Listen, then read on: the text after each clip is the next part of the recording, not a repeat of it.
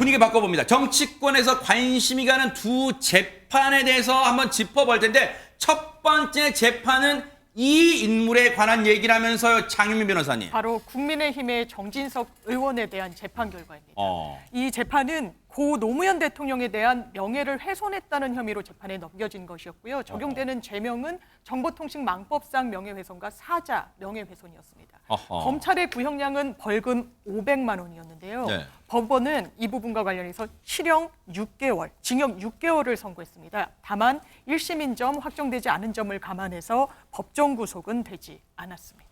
자, 징역 6개월의 실형이면요.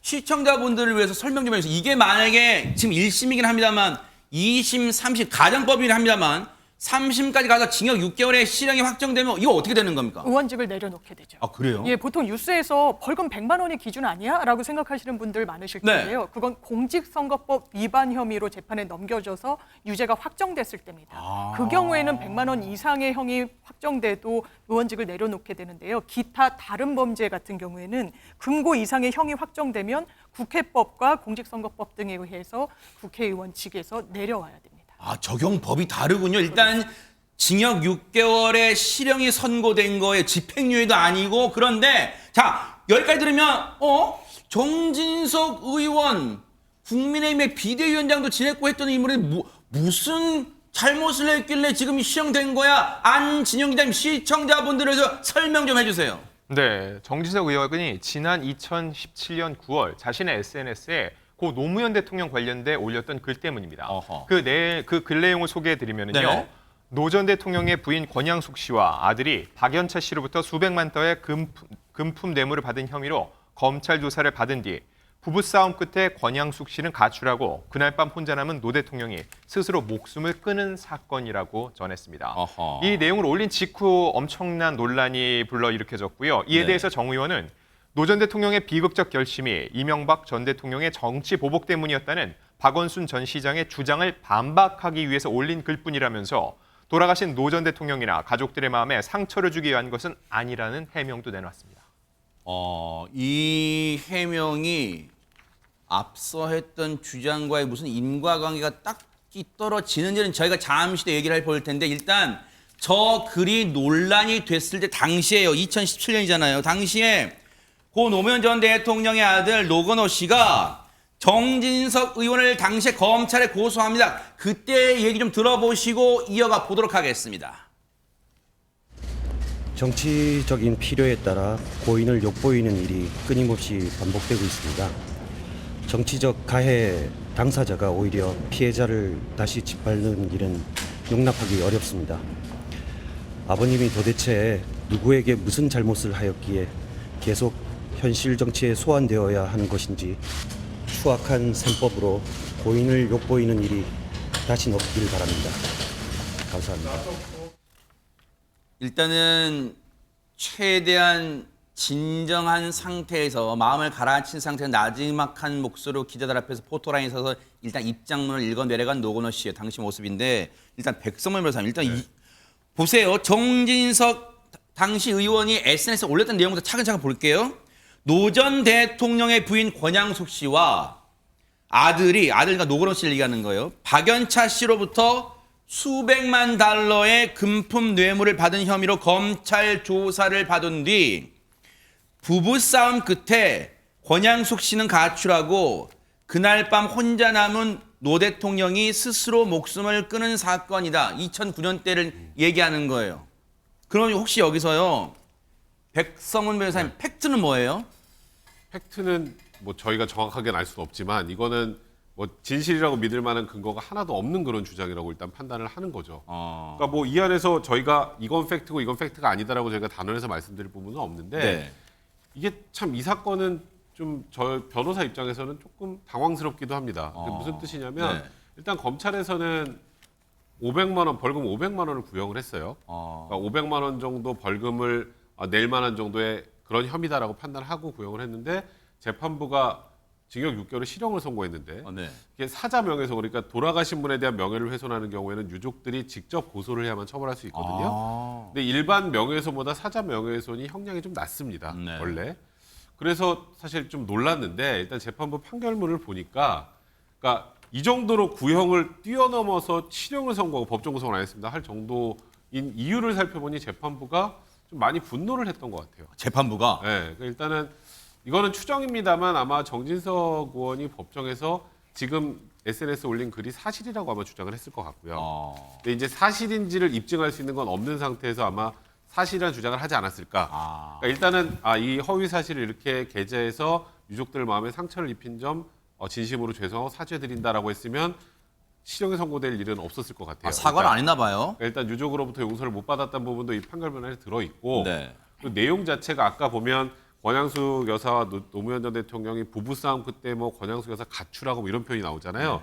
이거는 내부 사적인 영역인데 완전한 이게 무슨 공적인 관심사가 아니잖아요. 그러네요. 네. 사적 영역에 대한 이런 내용을 가지고 악의적으로 쓴 것에 대해서는 이거는 용서하기 어렵다. 그러니까 죄질이 극도로 좋지 않다라고 일단 1심 재판부는 판단을 해서 징역 6개월의 실형을 선고를 했습니다. 지금 이례적입니다. 앞서 서울중앙지방법원의 그 판결 그 그래픽 좀 다시 보여주세요. 이거에 대해서 판결 이 근거를 이렇게 봤어요. 이 주장을 진실이라 믿을 근거가 없다는 거예요. 재판부는. 그리고 악의적이다 표현 썼고요. 매우 경솔한 공격이다. 표현의 자유라는 이름으로 이건 보호받을 수 없다고 이 단호하게 재판부가 1심에서 판단을 했어요. 그리고 유력 정치인이 구체적 근거 없이 앞서 백성문 변호사 말씀드리셨죠. 본인은 이게 진실이라는데 사실이라는데 그럼 그 근거를 대고서 했더니 재판 과정에서 되지 못했나 봐요. 그러니까 유력 정치인이 중진이 구체적 근거 없이 거칠고 단정적인 표현으로 노무현 전 대통령 명예를 심각하게 훼손했다. 그런데 정진석 의원은 지난 5월에 1차 공판 때 출석할 때 이 혐의를 소명하는데 자신감을 보였단 말이에요. 한번 그 얘기 좀 들어보시고 이어가 보도록 하겠습니다.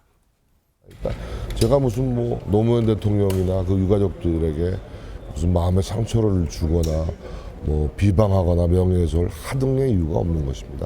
박원순 시장과의 정치적인 그 공방, 그게 이제 주된 의도였기 때문에 잘 소명이 될 수 있을 것 같습니다.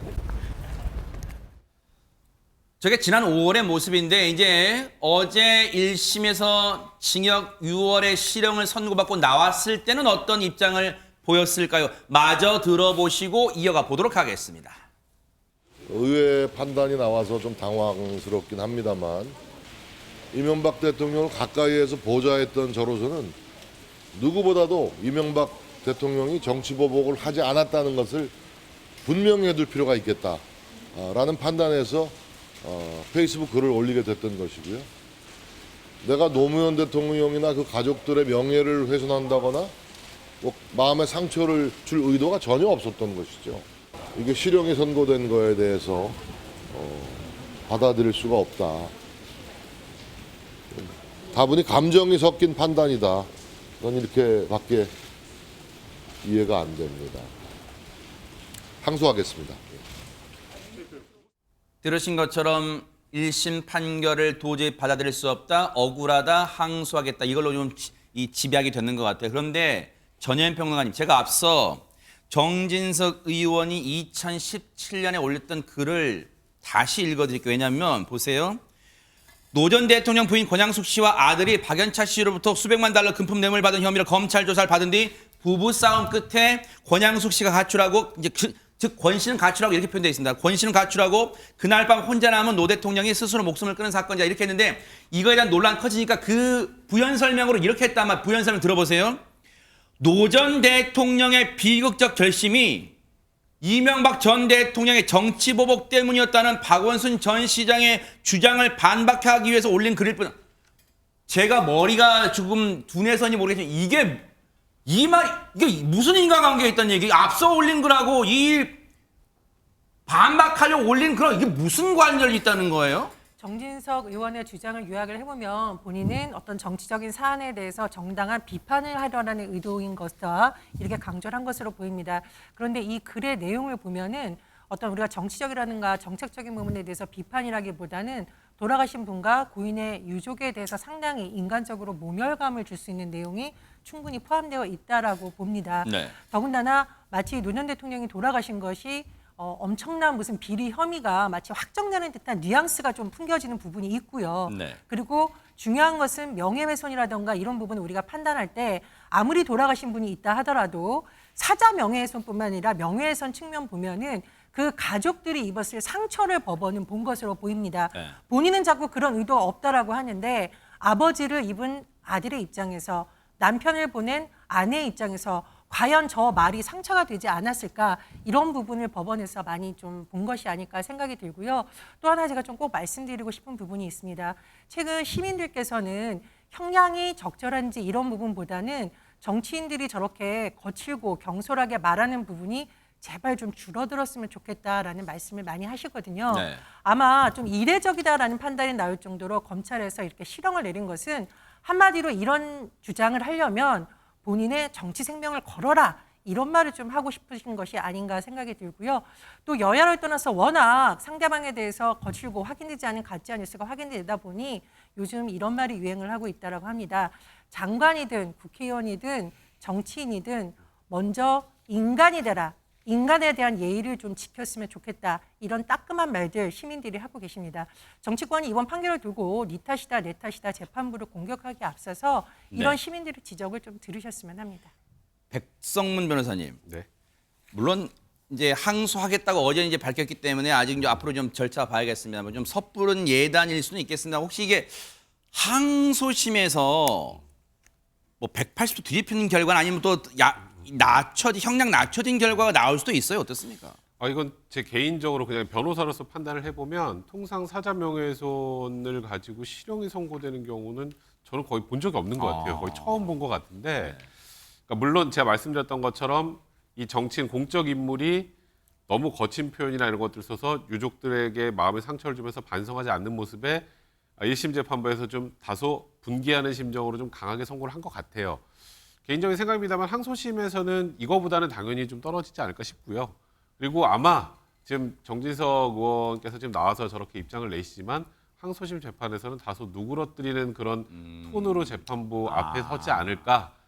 정말 실형이 확정되면 큰일 나거든요. 그래서 그런 변화들 때문에 아마도 항소심의 판결은 지금보다는 좀 낮아질 것으로 보입니다. 어쨌든 항소심의 또 과정도 좀 눈여겨보도록 하겠습니다. 보고 계십니까? 대박 사건. 네, 안녕하십니까? 김명준입니다. 여러분과 함께하는 뉴스파이터. 다양한 소식과 뉴스를 보고 싶으시면 화면 오른쪽을 꾹 눌러 구독해 주시길 바랍니다. TV로도 유튜브로도 여러분께 한 발 더 다가가겠습니다. MBN 뉴스와 뉴스파이터를 사랑해 주셔서 고맙습니다.